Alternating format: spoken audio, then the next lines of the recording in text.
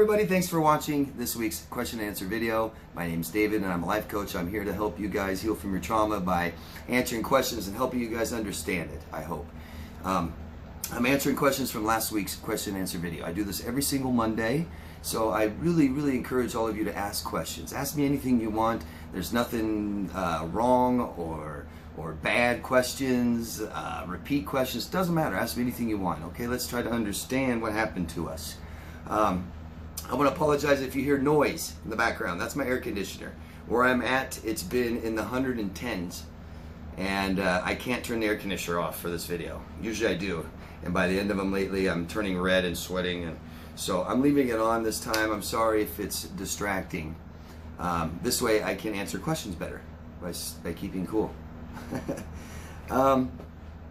Something I recommend every once in a while is something called Shane's Law Petition. Shane was a victim of a smear campaign from a narcissist. It was so intrusive and pervasive that he took his own life. And someone that cares about Shane started a petition to start a law to stop this stuff.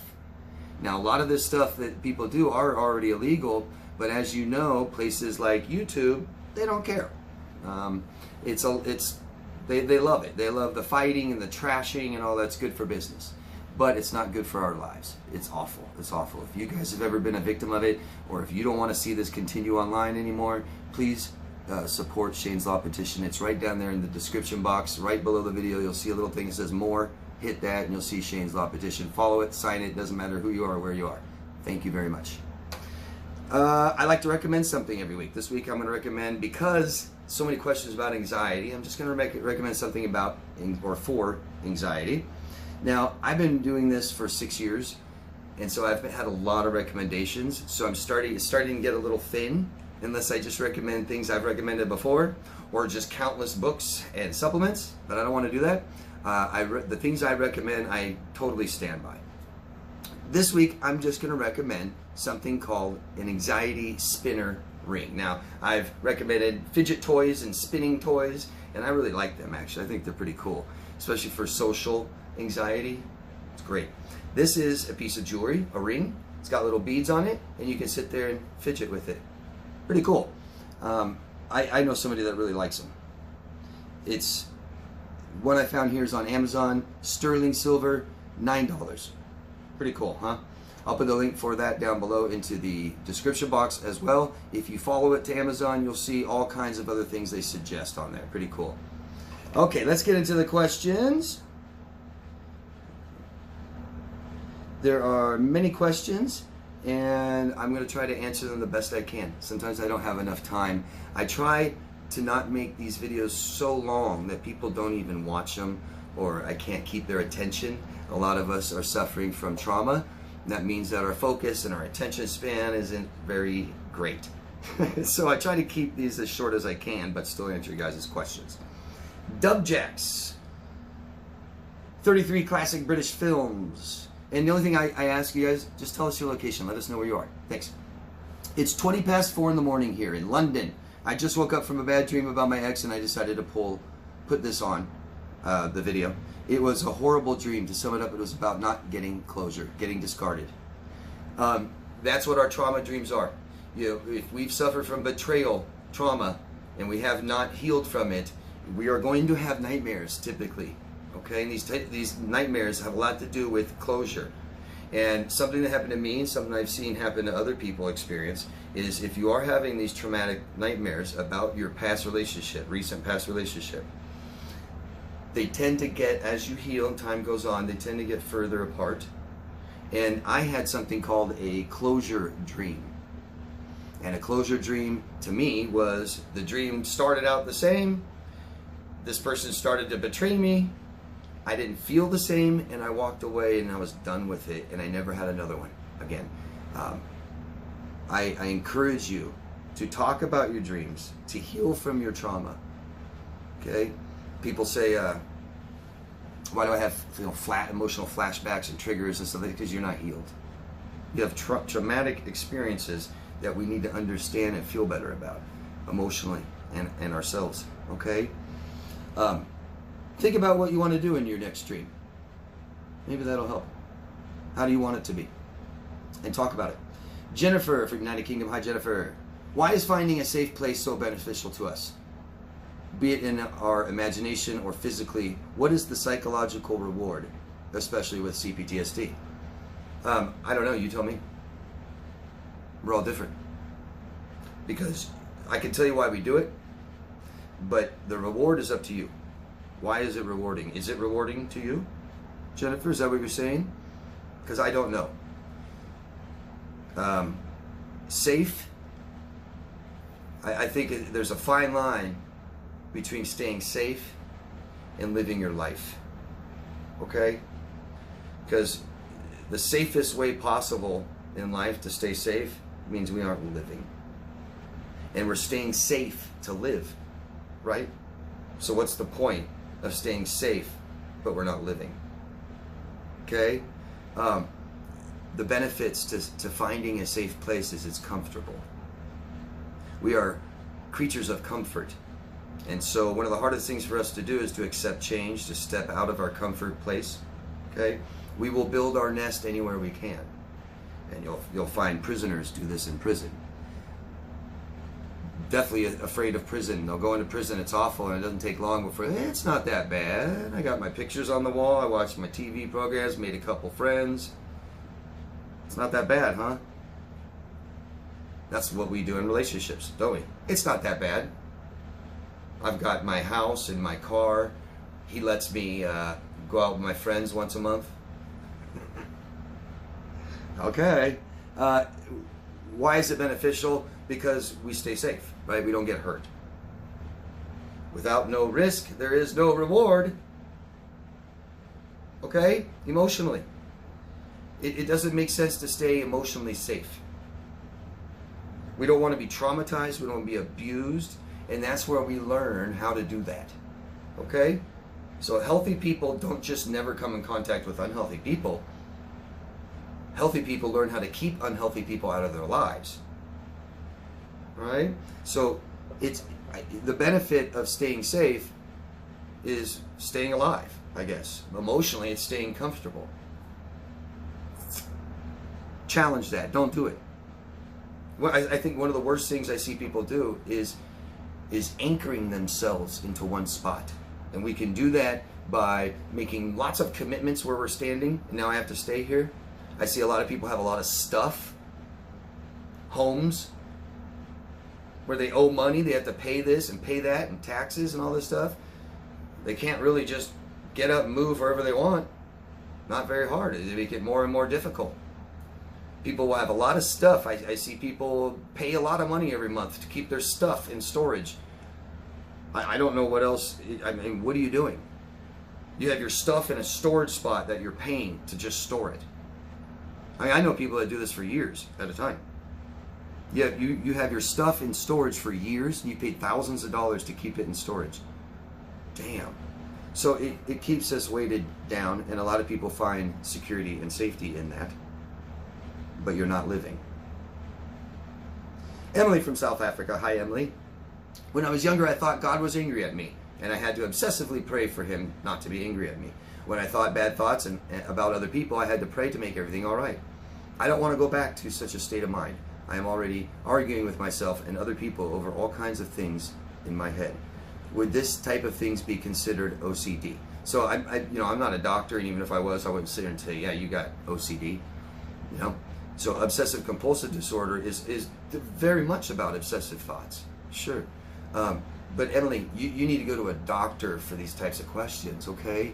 I can give you my opinion and guess, but it doesn't do any good, and it can actually do a lot of damage, okay? People that have suffered from trauma, you know, people with emotional neglect and trauma very much develop obsessive compulsive disorder. Obsessive compulsive disorder is something that we are kind of predisposed to. You can measure this in a brain scan.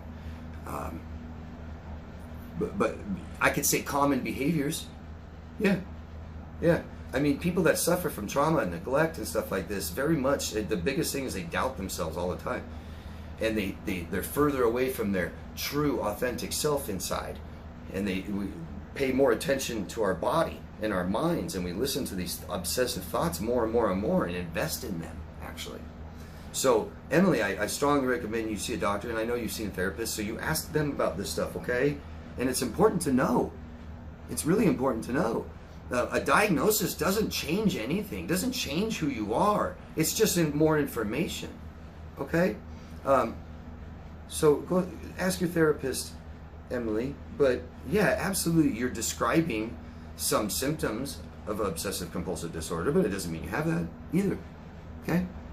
Sorry I couldn't help you more. I got to be careful. But keep asking questions. One thing I wanted you to understand is that your brain is not you. It's just your body. You have you, authentic, true self in here. Okay? And then we have our body, which is our brain is a part of. And so we aren't really in control of these thoughts. Okay? If we can start learning how to separate our thoughts from our feelings and realize that our feelings are us and we accept them and make ourselves feel better, and our thoughts are not us and we challenge them with the truth. So the more we are away from ourselves due to trauma and neglect, the more we listen to these thoughts, and they just get bigger and louder. And I mean, these thoughts getting big, loud, negative is depression. Okay, forms of depression, symptoms of depression. I hope that helps you. And I'm sorry, Emily. Sorry you have these. It's extremely common with most of us watching these videos. Hey, David. David in Canada, Canada. Hi, David in Canada, Canada. My son's mother has lived on the street 4 to 5 years out of the last 7. As a BPD, she is looking for someone to take care of her, to the point where she will be doing well in a woman's home and then will generate drama to get herself booted out as she is looking for attention. Very sad. She is her own worst enemy. Awfully sad. Awfully sad. And I hope you're able to keep your child away from her. Because these kinds of life changes that she needs usually don't happen. And even if they do, it doesn't mean she's all fixed just because she stays in a home for a few years, not be homeless. Yeah, I hope that you're able to stay away from this and not listen to it, not hear it, all that. Emily from South Africa. Hi, Emily. Thank you very much for the video. You mentioned rocking back and forth while having anxiety. How did you get out of the anxiety and heal? Therapy. Talk therapy, okay? Anxiety, I want to be very clear. There's all kinds of different causes of anxiety. And so if we have anxiety problems, if it's something that's in our daily life and controls our life and things like this, we need to find out why and not diagnose ourselves. Very, very important that we find out why, because it could be so many different things. You could have an existing medical condition, something totally else that's causing anxiety. Okay? There's all kinds of things that can cause anxiety. We need to find out what it is. The best treatment for anxiety disorders is therapy, talk therapy. Okay? Really important. And we can't accept it. We can't live with anxiety every day. It just gets worse, and it keeps us further from our body. A big part of who we are is our emotions and how we feel. And if we numb that, or just use drugs, or just ignore it, that's ourself. And we'll feel unstable, and we'll start listening to this thing more. And then this thing can cause more anxiety, and it's a nasty cycle we got to break, and we need help with this, okay? Brian Jared, everything you say is spot on. Thanks, Brian. Thanks for telling me. Jennifer again. David, to face trauma, we need to breathe and move. What is it that makes us freeze? So, danger, our reaction to danger, okay? It doesn't take much for a baby to be in danger, okay? Being ignored a little bit, mom and dad fighting, a loud noise, fear of falling.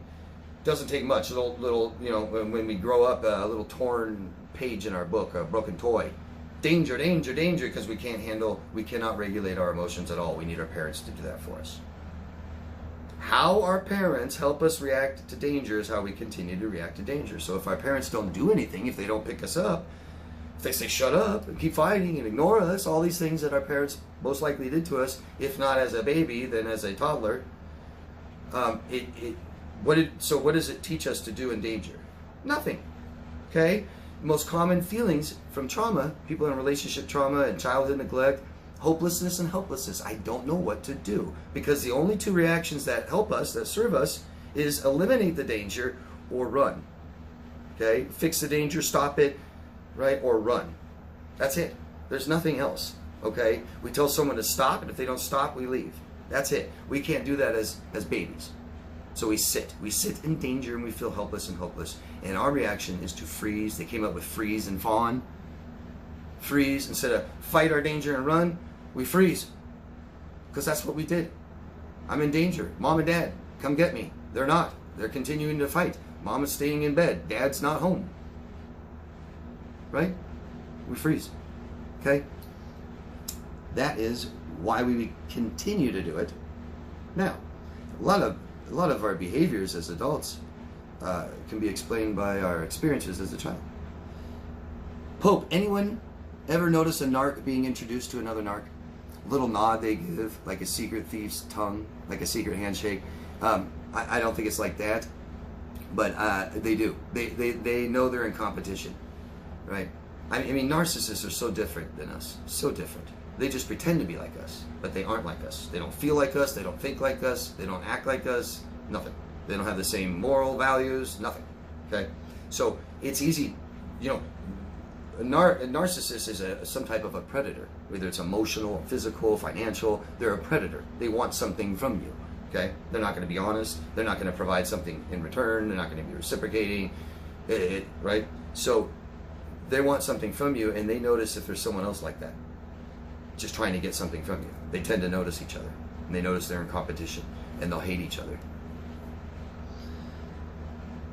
I find that interesting too.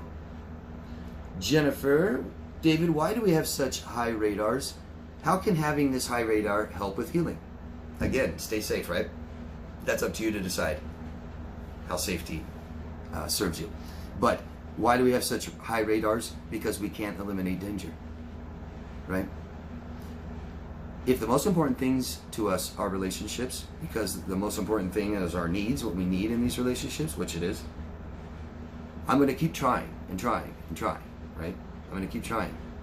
And the more times I get hurt and realize I don't know how to do this and I can't navigate through this and I'm just not working and it's failure all the time, eventually I stop trying, okay? Or if I want to keep trying, I just have to be better. I mean, all of you guys, seriously, the most common thing I say, how do we heal from this? How do we heal from this? Oh, I just have to be better at detecting narcs. How does that heal you from your past experiences? Just to stay safe in the future. It doesn't, by the way. It doesn't. And narc detection, okay. I hope you're taking the right approach. It's not judging, it's emotional. A psychopath, you will not know a psychopath. The doctors, experts tell you, you won't know a psychopath unless they tell you they are one. Okay? So your narc detector, like a checklist, like if they do this, they do that, do this, do that, isn't going to work. It's emotional. The biggest thing about a psychopath is they make you feel gross, weird, uncomfortable. This is our detector, okay?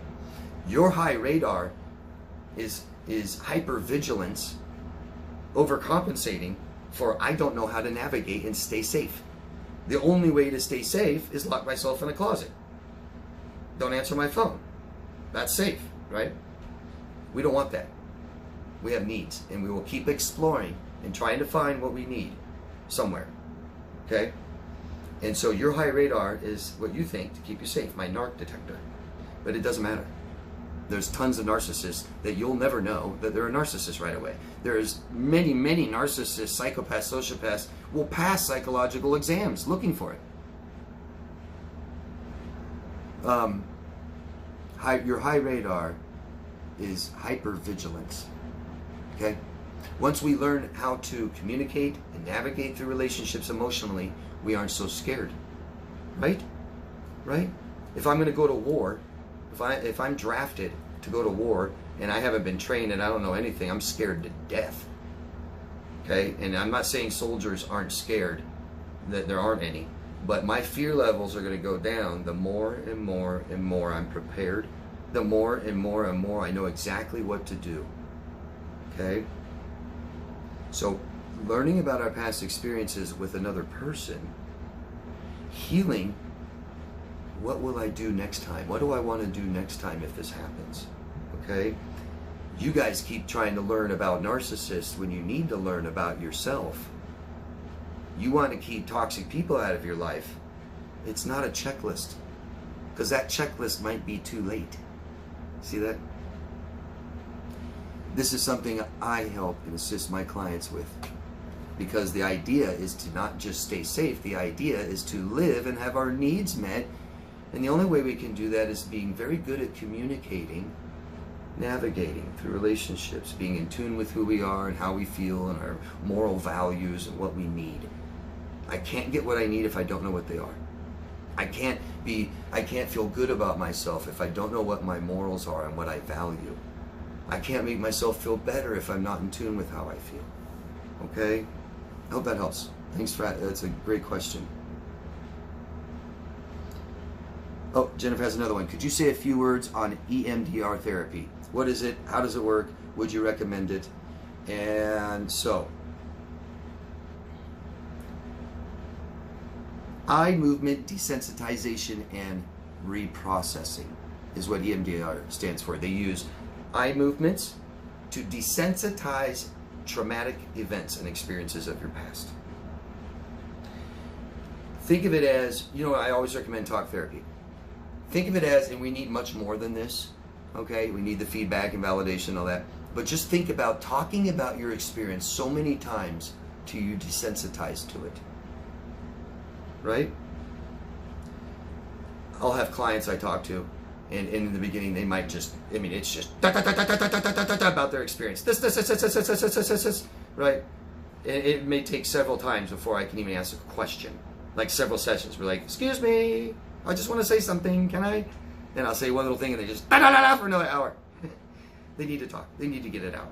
And they might, when they stop talking, they might say, oh, I finally feel better. And I might poke and encourage them to keep going. Okay?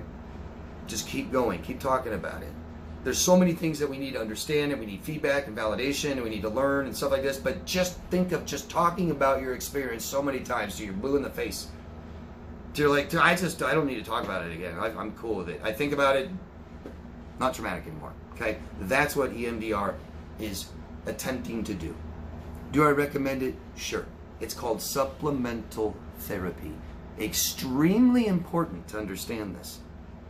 Talk therapy is what heals us, period. Okay? And I know we want to drive through, and I know we want a pill, and we want a quick fix, and we don't want to do all these things to invest in ourselves and take time, because we're not worthy of it, right? But if you believe you're worthy of it, you will do things, you will talk, and you will ask for help, and you will pay for it, and you'll get the help you need, period.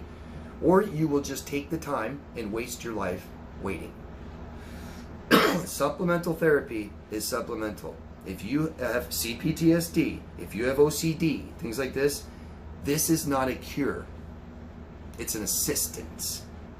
Along with talk therapy, this could help you very much. Just this, instead of talk therapy, could actually damage you further, especially depending on the person administering it. Do I recommend it? Along with talk therapy only. Hope that makes sense. Thank you, Jennifer. Let me know what you think.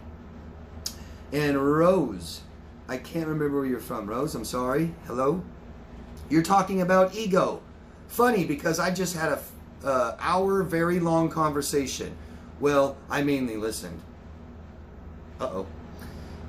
His argument seems to be one of a hero, or wants to be remembered. He said, you need to be a different colored dot on the page, or you won't stand out. I don't want to be average. I'm already a piece of crap. So average ain't gonna cut it. I gotta be number one, the best, attention. Everyone look at me and tell me all day long how great I am. See what I do? See what I say? He talks about Elon Musk and his wealth. People talk about what they value. Remember that. I had somebody literally, a couple years ago, I met them. There is no other conversation. There is no other topic. There is nothing but money. And then she'll say, I don't care about money. Huh, interesting. I don't care about outhouses, but I don't talk about outhouses all day. If he has his wealth, this is what he must say. If he had his wealth, he would use it to cure everything, from kids in the third world countries to all other things, he said. You would almost be like a god omnipotent. But you need to change people's lives. That's why we are here. Then I could go to bed happy. So that seems like a true good thing, doesn't it? Well, it seems like it, sure. I can paint a pretty picture, but you're still standing in the same spot. You're not there. He painted a pretty picture. Did he take you somewhere? Or is you still standing here and he's still standing there and he's still the same person? Right? Talk is cheap. Talk is cheap. And anybody that tells you the good deeds they do, no, good deeds go unnoticed. This is disgusting crap, and I see it all the time on Facebook, don't you? Facebook. Look what I did. I helped someone today. Look what I donated. Look at my ribbon. Look at my flag. Look at my just virtue signaling. Okay. What he would do if he had Elon Musk's money. But unfortunately, Elon Musk has that money because he worked hard for it. If he does want it bad enough, what is he doing? Is he doing anything to make enough money to help all these people? How is he helping people now? You don't need money. You don't need $250 billion. I think that's what he's worth. I don't think you need $250 billion to help people. I help people. It costs me zero. I get told every day that people say I help them in my videos. It costs me zero. You don't need money. Guess what? You don't need money to help people.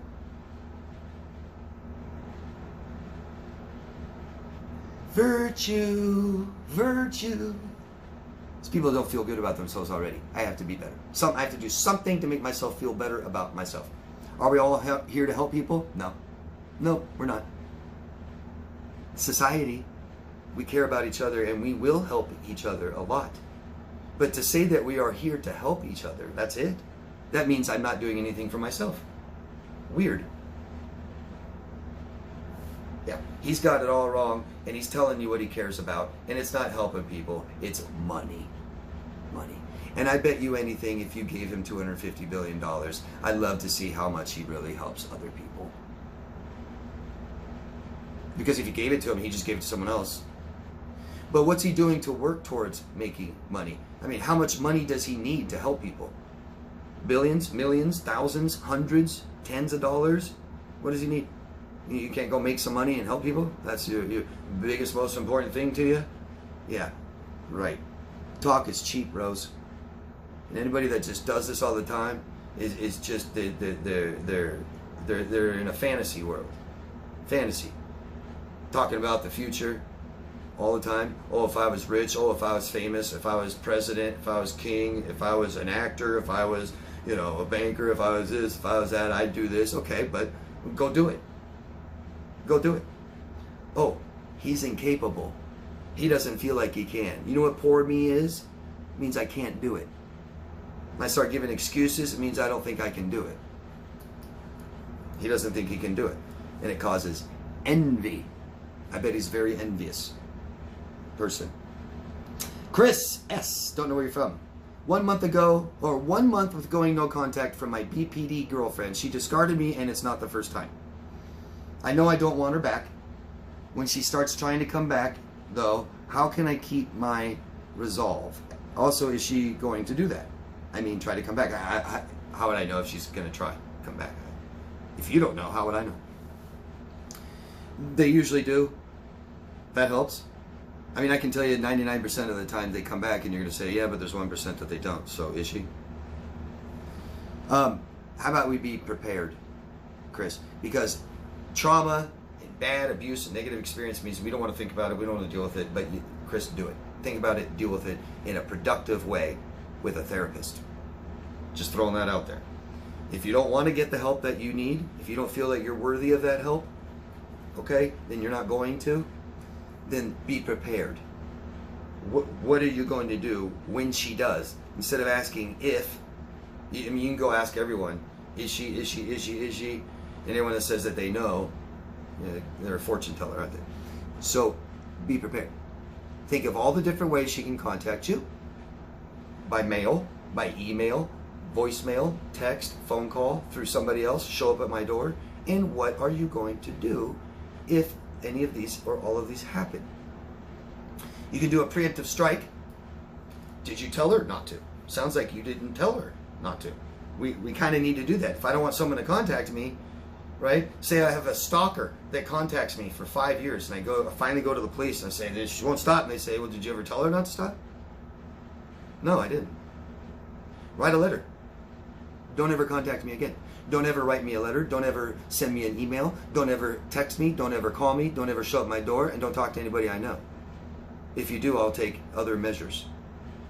You can have a police officer. You can go file a police report. You can have a lawyer write her a letter. This is your mental health, okay? I would consider it a priority. Sorry, Chris, and I'm sorry this is happening. It's stressful as hell. Bronson from Wisconsin. Hey, David, Wisconsin here. I messed up, broke down, and finally talked to her. Sucked me right in like nothing happened. After a year of her being blocked, should I hurry up and just block again? It felt good talking, but doesn't seem right. I'm sorry, Bronson. I'm really sorry. I can't answer these questions for you. Okay? So go by with who you are. And this is best done with a professional. Pretty hard to do this on our own. Know what your emotional needs are. Know how she makes you feel all the time. Not just the good times, the bad times. Be very aware of what you morally value. Okay? Know what you want. This will help you know what you want, in your opinion. These will guide you on what to do. Why did you block her the first time? Might be a good enough reason to keep doing it. You said it felt good to talk to her. Sure. Does it feel good everything she does? No. Can you control her? No. Is she that person? Yes. Accept who she is. Okay? And commit to a choice. Make a very, very clear choice what you want to do, what you're going to do. Let her know. Block everything so that you don't even know if she contacts you. That's your self-worth going up, and that's what we need, Bronson. If you don't want her in your life and you got sucked back into it, it's our self-worth, okay? And your self-worth, if you don't want her in your life, prove it. Invest in that. Do things, okay? There's all kinds of things you can do, Bronson, to keep her out of your life. You know that. You can block her emails and stuff. There's all kinds. You can get a new phone number and block her on your phone, whatever, okay? I'm really sorry. Get help. Hope from the United Kingdom. I wish I could tell someone my story, but it's so messed up, nobody would believe me. Not even here. And I'm sorry that you feel that way, Pope. I'm not saying your feelings are wrong. They're right. I'm sorry. Your fears, I get it. They're legit, okay? But there are people in this world that will believe you. I know how you feel. Okay, I don't have the same story, same experience as Pope, but I know that feeling that people won't believe you. I have felt that. I still somewhat feel it because my story is incredible. I've told my story in videos here for people to watch and listen. I left all the bad parts out. That's something people don't know. And people are sitting there going, oh my God, David, I can't believe your story and this and that. I left all the bad stuff out. Because when I start talking about bad stuff, I have people that don't believe me. It's such an awful, awful thing to be traumatized and you try to tell the truth and someone doesn't believe you. What's more incredible to me is that people like us have been through this stuff and then we go tell somebody else they have not. I don't believe you.